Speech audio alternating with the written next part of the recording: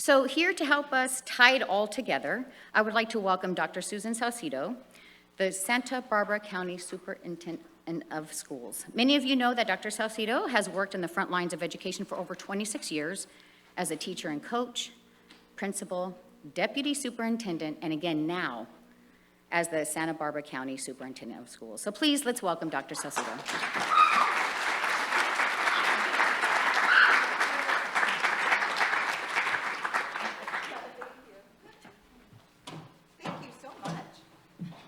Good morning. It's so great to see all of you today. My goodness, thank you for the warm welcome. Appreciate it.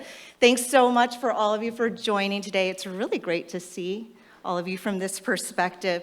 I was thinking about what it takes to come to a conference. Like, turn off work for a moment. I mean, this is work too, but what it takes. For a second, I was thinking about non-education people for just a minute, and I quizzed myself. I said, think of two people who aren't in education, quick think of who they are, and this morning it's hard to quiz yourself, but I really did. I thought of Neil deGrasse Tyson came up first for some reason, astrophysicist, and second came up with Lizzo. I don't know why. I don't know why, but I thought about both of them, and I thought to myself, I have no idea what it takes to be them to take the day to come to a conference. But I think we can say for education people in every walk of school and district, to come to a conference like this and shut off your classroom or office or district or meetings, it takes a lot. And so I want to start by saying thank you for all of that, because the efforts it takes both at home, there are a lot of details you tend to at home to be here, and then the efforts at school and office and district to be here today, it's a big deal, and in person. So then you have to time yourself, not just for Zoom, but actually getting to a spot and getting dressed with shoes. So thank you. I really mean that from the bottom of my heart, because it is a big deal to be away. Really appreciate it. And I will say that the coordinators of this summit really had your valuable time and your efforts in mind as they were creating today. Kirsten Criswell just walked in. I want to say thank you to you as our coordinator. Thanks so much. The myriad details potentially may match the myriad details it took for you to be here as well. So it's a little balance there. So thank you, Kirsten. 9th annual today. I am excited to learn alongside each of you today. I feel every time I've come to this conference, I feel like I take away learning from the presenters as well as the participants. I truly believe you have expertise from your schools and districts. I'm looking around the room right now. Expertise in nutrition and food services, physical fitness and wellness in that area, social and emotional wellness. You have that expertise, and I want to say to you as a participant, I love hearing your insights and engagement when there's questions from presenters or when there's opportunities for you to provide insight.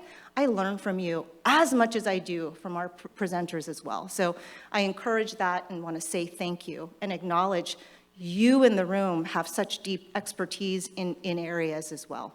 What I want to share with you is a scan of Santa Barbara County schools just from this quarter. So I've been so fortunate to be in several of our schools and districts so far, and I can't believe we're here at end of term one, quarter one, or progress report and report card season. And so far, I've been in schools in Carpinteria, Santa Barbara, about 5 school districts here in the Santa Ynez Valley, Blockman, Orchid, Santa Maria Bonita, Santa Maria Joint Union, and Guadalupe. I'm looking guiltily at Hope Union School District. I'll be there. Lompoc, we'll get there, but I'll make sure to get there. But what I want to say is, I just want to share with you a scan of Santa Barbara County schools since I've been in some of the classrooms. And a little bit of a disclaimer. So yes, it's qualitative data, quantitative data, but it's super informal and it's way too simplistic. And I don't mean to say that what I'm saying is the same for every person. So that's the disclaimer.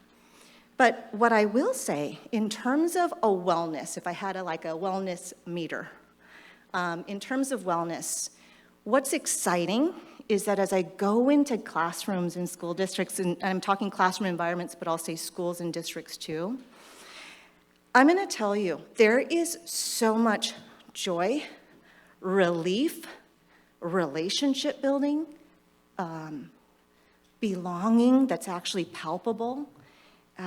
There's progress and learning and growth happening in our classrooms throughout Santa Barbara County. Absolutely. It really does fill your heart and mind to know this is where we are in Santa Barbara County schools in that scan. The pace is rapid. The energy is firing on all cylinders. I will tell you that the outdoor areas that came up, the tents and the canopies during the pandemic for lunches and nutrition breaks, are becoming more permanent throughout Santa Barbara County. These structures are becoming more permanent. Some of our school districts are using one-time funds, for example, to build structures with permanent outdoor opportunities. So that's part of the scan. Another thing I'm seeing, and a place I'm going to in more of our schools, are student wellness centers. More and more of our school districts are beginning to open up student wellness centers. And I've really enjoyed seeing the student wellness center at Cabrillo High School, San Ynez High School, San Marcos High School is beginning to expand theirs as well. So that's part of that scan, I'll say, in terms of wellness. But something else I'm hearing and seeing from schools and community members has to do with a bit of a concern for some of the adults in our school communities. I'm hearing that a lot more. It's increased. Some school volunteers have shared with me their concern for mental wellness of adults in our school system. Some of our students are talking about some of their teachers or employees within a school. It is a fact that recruitment, retention, the needs have increased. Mid-year resignations increased more than I've ever seen in my entire career in education. And I want to say, if you're in human resources, if that's your position, thank you. There is a lot of work that you're doing. Yes, lots of pats on the shoulders right now. Thank you. It's a lot of work. I don't think that what I shared today is a surprise for anybody here. I really don't. Because I know that we all know this, that education is so much more than pedagogy and content and instruction and delivery. That's seriously important, but it's beyond that. Education is a matter of heart and soul and perseverance. Equity work is a matter of heart and soul and perseverance. Education staff, all of us, we give from our heart and soul every day, and we give and we heal simultaneously. We give and we heal simultaneously. I'm thinking about nurses and front office staff and maintenance and operations and food service, teachers, paraprofessionals, principals, superintendents, administrators. We all have lives outside of school that are quite demanding. We all do. And our schools and students demand and deserve that energy and that time and that heart and soul and perseverance. So I share this scan with you today, really to inform you of what I've seen so far in this first quarter and what some of the observations I've made so far this first term. But it's also to share with you my framing for as I lean in to learn today.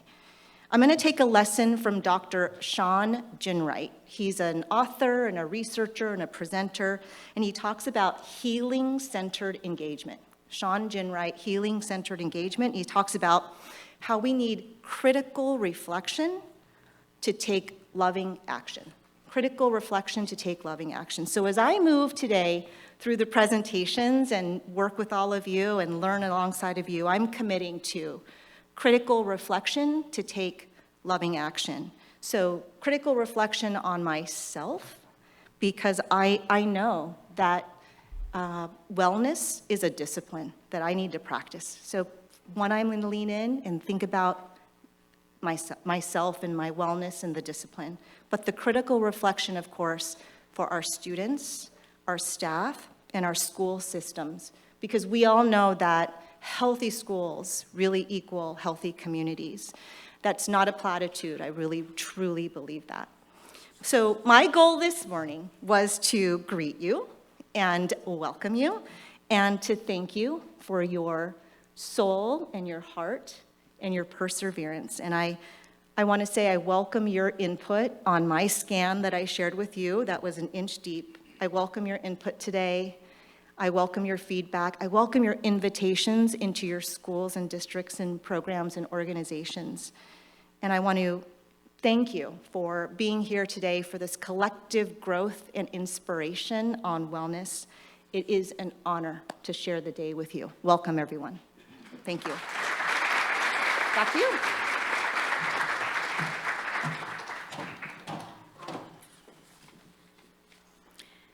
Thank you, Dr. Salcido. Yes, education is a bit more. It is heart, soul, and perseverance. Thank you for those opening words. We appreciate your continued support since our very first School Wellness Summit back in, who knows? Who can recall? If this is the 9th annual, back in 2014. All right, we got to get our math going here.